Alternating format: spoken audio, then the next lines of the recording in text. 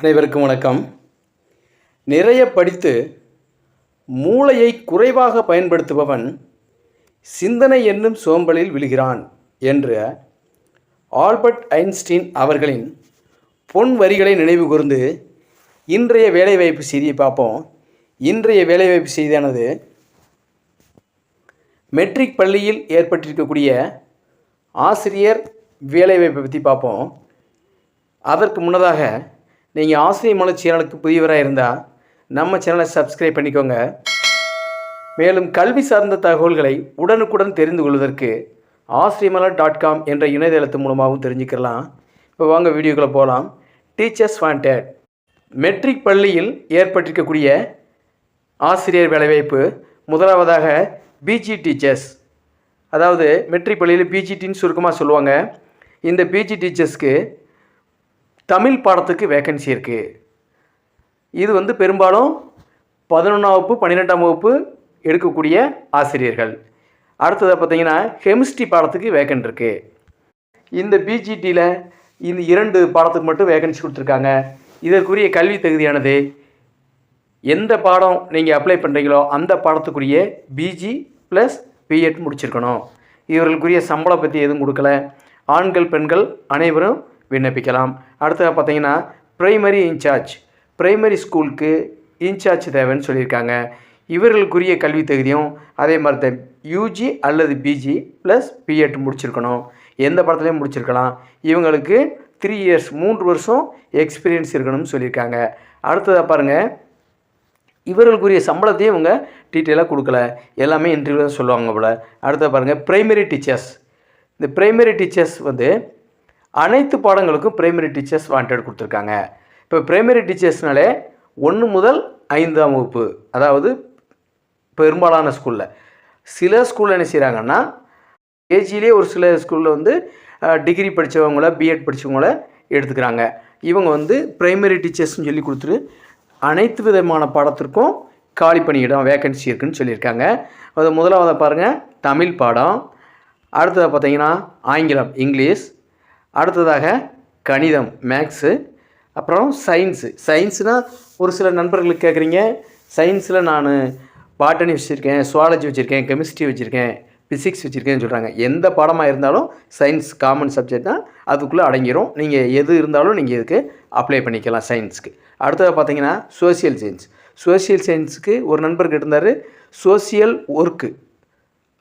ஒர்க்குன்னு ஒரு சப்ஜெக்ட் இருக்குது காலேஜில், அந்த பாடத்தை சொல்லியிருக்காங்க. ஆனால் அந்த பாடம் இதுக்கு எலிஜிபிள் இல்லை. ஏன்னா சோசியல் ஒர்க்குன்ட்டு காலேஜ் லெவலில் இருக்கக்கூடியது. நீங்கள் வகுப்பு மாணவருக்கு பாடப்புக்கில் நீங்கள் படித்த பாடம் இருக்கா அப்படின்னு தான் பார்ப்பாங்க.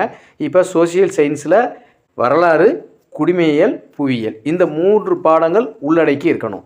அதாவது ஒரு சில ஸ்கூலில் எஸ்எஸ்டின்னு சொல்லுவாங்க, சுருக்கமாக சோசியல் சயின்ஸ் ஸ்டடீஸும்பாங்க. ஒரு சில ஸ்கூலில் சோசியல் சயின்ஸ்னு சொல்லுவாங்க. ஆனால் அர்த்தம் ஒன்று தான்.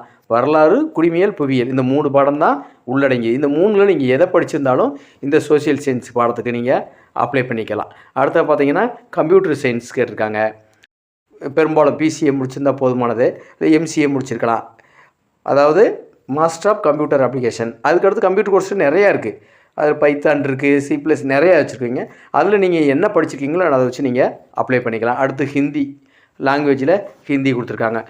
இந்த பாடங்களுக்கு வேக்கன்சி இருக்குது. இவர்களுக்குரிய கல்வி தகுதி என்னது யூஜி ப்ளஸ் பிஎட் முடிச்சிருக்கணும்.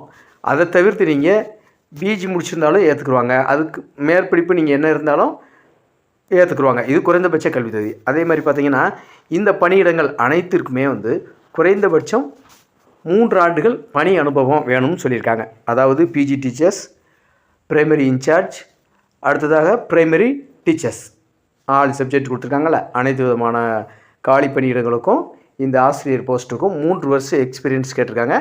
அது மறக்காமல் பார்த்துக்கோங்க. அது இருந்தால் நீங்கள் அப்ளை பண்ணிக்கலாம். அடுத்ததாக பார்த்தீங்கன்னா இன்டர்வியூ நடக்கக்கூடிய டேட் கொடுத்துருக்காங்க.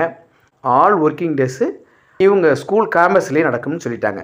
ஆல் ஒர்க்கிங் டேஸில் காலையில் 10 to 3 இந்த டைமத்துக்குள்ளே இன்டர்வியூ நடக்குமா. நீங்கள் போக போக இன்டர்வியூ வச்சுக்குருவாங்க. அதே மாதிரி ஃபோன் நம்பரும் கொடுத்துருக்காங்க. நீங்கள் அதுக்கு அதில் கேட்டுட்டும் நீங்கள் அப்ளை பண்ணிக்கலாம். அல்லது இமெயில் ஐடியும் கொடுத்துருக்காங்க. இமெயிலில் நீங்கள் ரெஸ்யூம் சென்ட் பண்ணிக்கலாம். இமெயில் ஐடி பாருங்கள், க்ரீன் பார்க் MHSS sirvachur@gmail.com இதுதான் இமெயில் ஐடி. இந்த இமெயில் ஐடியிலையும் ரெஸ்யூம் சென்ட் பண்ணிக்கலாம். அடுத்த பாருங்கள், 2 ஃபோன் நம்பர் கொடுத்துருக்காங்க. 9629322223. அடுத்து இன்னொரு நம்பர் பாருங்கள், 9500959963. இந்த நம்பர், இந்த 2 நம்பரில் நீங்கள் ஃபோன் பண்ணி கேட்டுட்டு நீங்கள் ரெஸ்யூம் சென்ட் பண்ணிக்கலாம். ஒரு சிலர் வாட்ஸ்அப்லேயும் சென்ட் பண்ண சொல்லுவாங்க. உங்களோட டீட்டெயில்ஸை நீங்கள் என்ன சந்தேகம் இருக்க ஃபோனில் கேட்டுட்டு நீங்கள் அப்ளை பண்ணிக்கலாம். அடுத்தது பாருங்கள், இந்த பள்ளியினுடைய முகவரியானது green park matric higher secondary school, Siruvachur, Perambalur 621113. இதுதான் இவங்களுடைய பின்கோடு நம்பரு. இந்த அட்ரஸை பார்த்துக்கிட்டு நீங்கள் இன்டர்வியூ போய் நீங்கள் அட்டன் பண்ணிக்கலாம். இன்டர்வியூ டைம் வந்து 10 to 3 ஆல் ஒர்க்கிங் டேஸ் அது கொடுத்துட்டாங்க. இது வந்து அடுத்த கல்வியாண்டுக்காக இப்போ எடுக்கிறாங்க. பெரும்பாலும் நிறையா ஸ்கூலில் வந்துக்கிட்டு இருக்குது, கால்பர் பண்ணிக்கிட்டே இருக்காங்க. ஆனால் ஒரு சில பகுதிகள் பார்த்திங்கன்னா அதிகமாக மெட்ரிக் பள்ளியிலையோ சிபிஎஸ்சி ஸ்கூல்லையோ வந்து பேப்பரில் நோட்டிஃபிகேஷன் வந்துக்கிட்டே இருக்குது. டீச்சர் ட்ரைனிங் படித்தோ பிஎட் படித்தோ ஆசிரியர் வேலைவாய்ப்புக்கு காத்துக்கிட்டு இருக்கவங்க நிறையா பேர் இருக்கோம். ஆனால் அப்படி இருக்கும்போது சம்பளம் குறைவாக இருக்குன்றதுனால சில பள்ளிகளில் குறைவாக இருக்குது. சில ஏரியாக்களில் வந்து தொழிலாளர்கள் அதிகமாக இருக்கிற ஏரியாவில் பார்த்திங்கன்னா டீச்சர்ஸ் வாண்டட் அதிகமாக இருக்கும். ஏன்னா அங்கே மற்றொரு சோர்ஸ் இருக்குது. ஏன்னா இங்கே டீச்சருக்கு வேலைக்கு போய் ஸ்கூலில் ப்ரைவேட் ஸ்கூலில் வேலைக்கு போய் 8000 9000 சம்பளம் வாங்குறதுக்கு வேறு இடங்களில் ஒரு தொழிற்சாலையில் வேலைக்கு போனால் ஒரு குறைந்தபட்சம் 10,000 சம்பளம் வாங்கிக்கலாம். அதாவது இன்றைக்கி நிலைமைக்கு ஒரு ஃபேமிலி ரன் பண்ணுறதுக்கு 20,000 வேணும்.